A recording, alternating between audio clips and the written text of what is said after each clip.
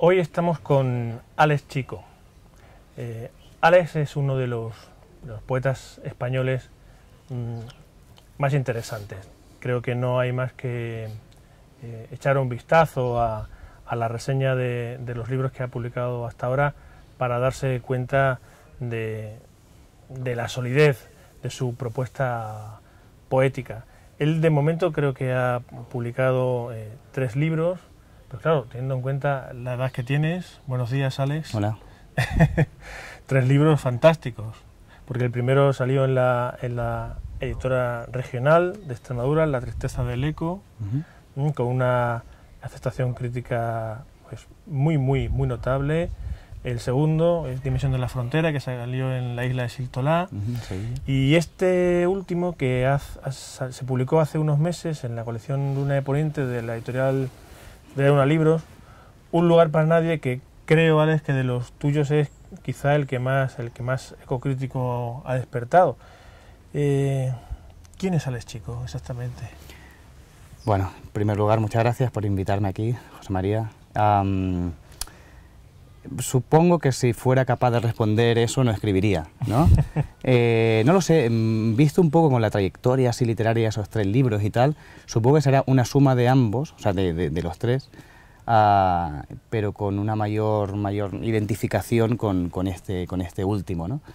Que para mí quizás es el más importante, casi a nivel estético te diría, no tanto temático, ¿no? Y supongo que a nivel, eso, pues, hablando creativamente, ¿no? Supongo que esa suma de esos 3 libros en 3 momentos diferentes en mi vida, y ya digo, con una simpatía o empatía mayor con este último, ¿no? Un lugar para nadie. Tú eres extremeño, Álex, de Plasencia, pero hace ya mucho tiempo que vives en Barcelona, donde eres profesor de secundaria. ¿Tiene algo que ver con el título? ¿Eso, ser de un sitio y vivir en otro, o no? Sí, y tiene que ver en los 3 libros que he publicado. La noción de lugar, identificado un poco con el margen, con la frontera, con la periferia, aunque sea un término un poco extraño, ¿no? Siempre ha estado ahí. Vivir en Extremadura y vivir durante los primeros 10 años de tu vida en un barrio de las afueras de Barcelona, creo que eso, estéticamente, si uno le da luego por desarrollar una actividad artística, continúa, perdura, ¿no? Entonces sí que todo eso está. El tema del lugar o de la frontera o del margen o de tal, que tampoco entiendo que sea una cosa muy novedosa que pueda hacer yo. Lo que sí puede ser novedoso, entre comillas, la manera que tengo de adoptar todo eso, de codificarlo, ¿verdad? Pero sí, sin duda alguna, la noción de lugar y la noción de lugar al margen está ahí y estará siempre, ¿no? Y también por esto, por ser extremeño, pero vivir en Barcelona y, en fin. Fíjate que has utilizado el adjetivo novedoso, aunque tú lo aclarabas. La novedad no viene tanto del tema, sino, como siempre en arte, de la manera en que se tratan esos temas. Tu poesía, Álex, es cierto que es una poesía, no sé si encuadrarla dentro de lo que se ha llamado línea clara, pero sí es una poesía meditativa, en la que la profundidad, el tanteo artístico vienen no tanto de la fluidura verbal, sino juegas con otros materiales, como puede ser la memoria, el paso del tiempo, y dentro de una línea, como te decía, entre comillas, inteligible. No sé si es algo buscado. Sí, además me reconozco bien en lo que dices. Y me reconozco bien en otras cosas porque me parece un halago que lo juzgues así. Yo tengo para mí que a veces esas florituras verbales o esa especie de obsesión por el hallazgo estético, verbal, es andar un poco sobre seguro. Es decir, a veces apostar por lo novedoso, entre comillas, por lo último de lo último, es andar muy sobre seguro también, ¿no? Yo creo que los temas son los que son, la vida que tenemos pues son las que son, y uno lo que hace a veces es jugar un poco con esos materiales, esa raíz, ¿no? La realidad creo que es inagotable. La manera de encajar todo lo que nos ocurra en ella, eso es un poco lo interesante, ¿no? Y diríamos la materia prima, ¿no?, de la que parte un escritor. Por tanto, todo eso ya digo, ser un poco más innovador o pretendidamente innovador, muchas veces es eso, es justamente eso, una apuesta sobre seguro, ¿no? Y por eso me veo un poco en lo que dices, ya te digo, sobre todo tomándolo como algo positivo, ¿no? Y bien. Incluso se ha dicho, Alex, que a ver, cada uno tiene sus herencias, sus maestros. A ti en ciertas ocasiones se te ha, no sé si comparado, pero sí se ha rastreado en tu poesía el influjo de dos autores que a mí me parecen una compañía estupenda, como son Basilio Sánchez y Álvaro Valverde. Dos de los mejores poetas, no ya de Extremadura, sino a mí me parece de España. ¿Crees que es así, Alex? Sí, sí, absolutamente. Absolutamente. Yo creo que puede parecer algo que puede sonar un poco raro, pero he tenido mucha suerte de que mi educación literaria fuera extremeña. Entonces, ¿qué hice? Pues en poesía, luego en novela o en narrativa ha sido mucho más heterogéneo, ¿no? En poesía no tanto.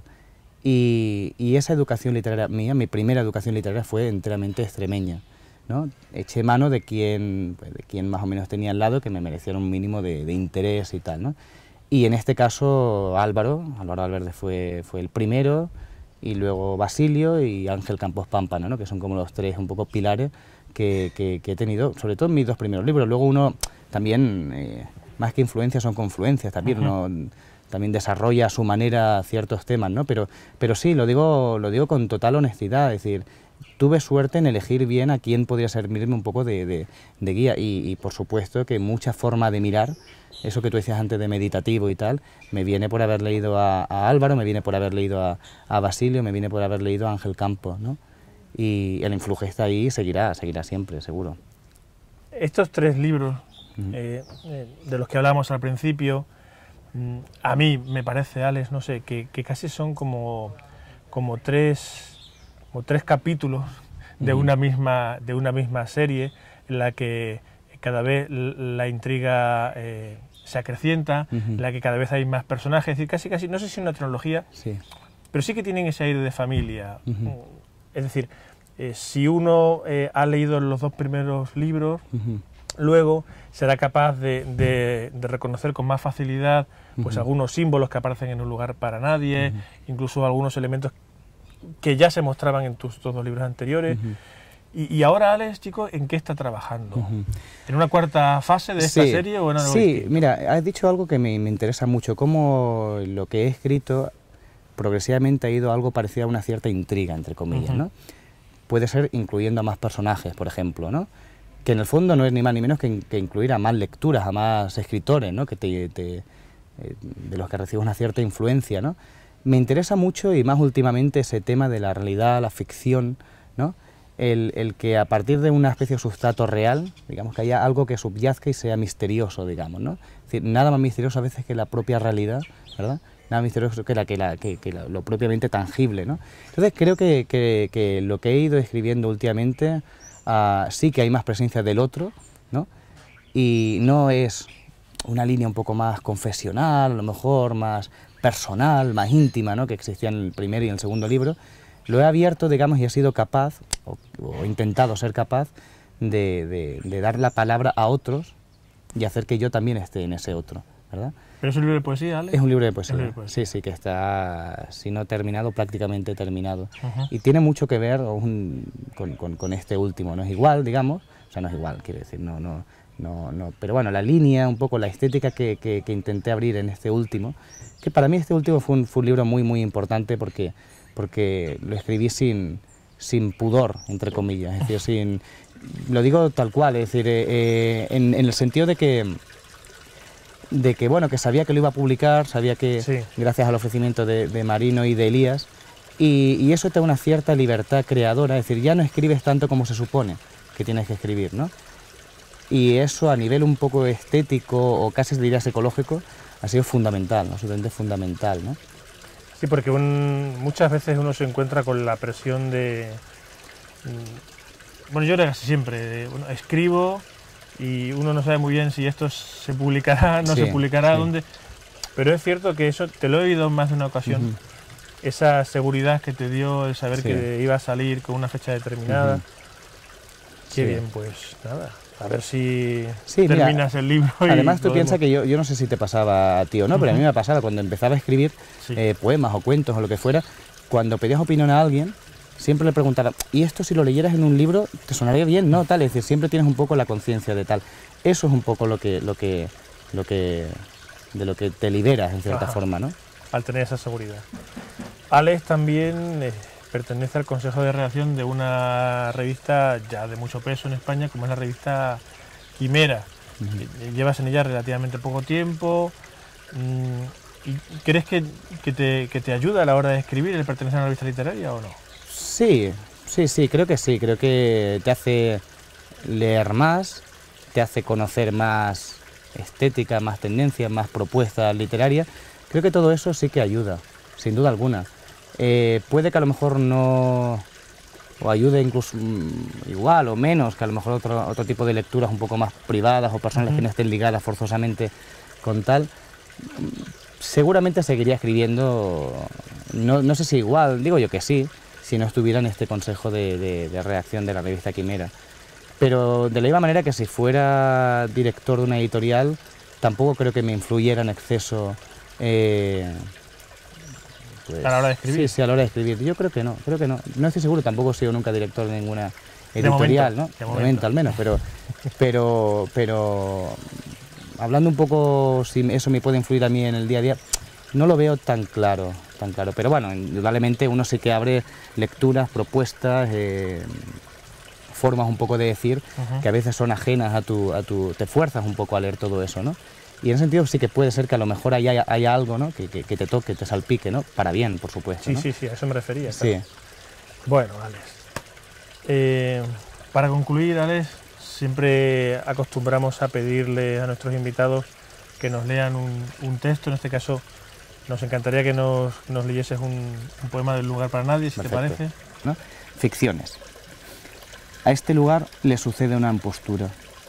La lluvia que empapa el toldo, el nombre de una calle extranjera, el vidrio que nos separa y nos vuelve invisibles, la hora exacta de lo impreciso, tono de voz, postura, ritmo al andar, el pliego del abrigo, la mirada aparentemente casual, el movimiento espontáneo que creemos dirigido ante todo por el azar.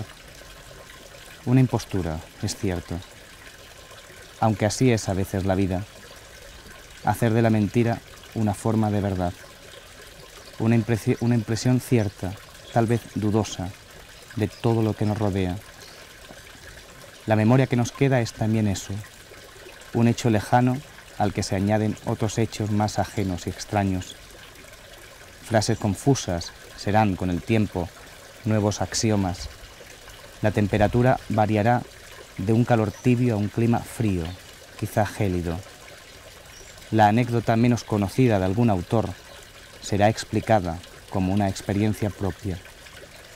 La vivencia actual es solo un ensayo de una narración futura, y ya sabemos lo que tal cosa significa.